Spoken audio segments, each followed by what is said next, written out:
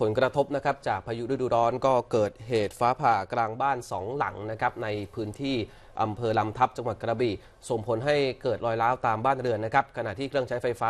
หลายอย่างก็เสียหายด้วยนะครับส่วนพายุฤดูร้อนที่พัดถล่มบ้านเรือนประชาชนที่จังหวัดนครราชสีมาก็ทำให้เสียหายไป5อำเภอด้วยกันครับนายสุเทพลื่นทวิน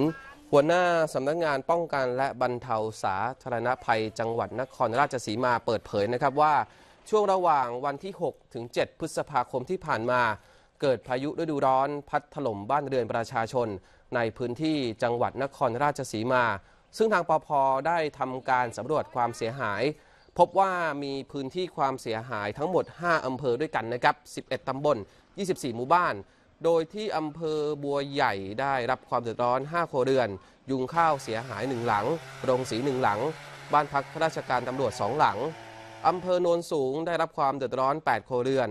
อำเภอคอนบุรีได้รับความเดือดร้อน2ครัวเรือนเสาไฟฟ้าล้ม1ต้น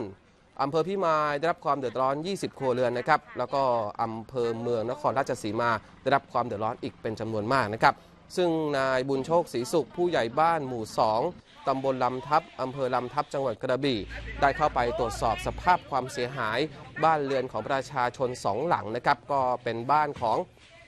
นายพนมบัวจันทร์อายุ 42 ปีเลขที่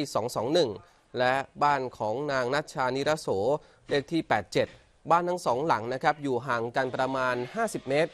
หลังเกิดเหตุฟ้าผ่ากลางบ้านนะครับส่งผลให้บ้านเกิดรอยร้าวกระจกแตกเครื่องใช้ไฟฟ้าได้รับความเสียหายหลายรายการนะครับเช่นทีวีตู้เย็นพัดลมและอุปกรณ์รับสัญญาณดาวเทียม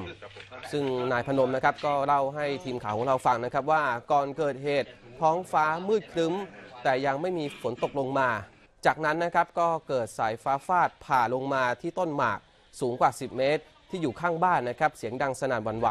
ภายหลังเหตุการณ์สงบลงก็ได้ไปตรวจสอบความเสียหายพบว่าบ้านตนเองได้รับความเสียหายจากฟ้าผ่าด้วยนะครับ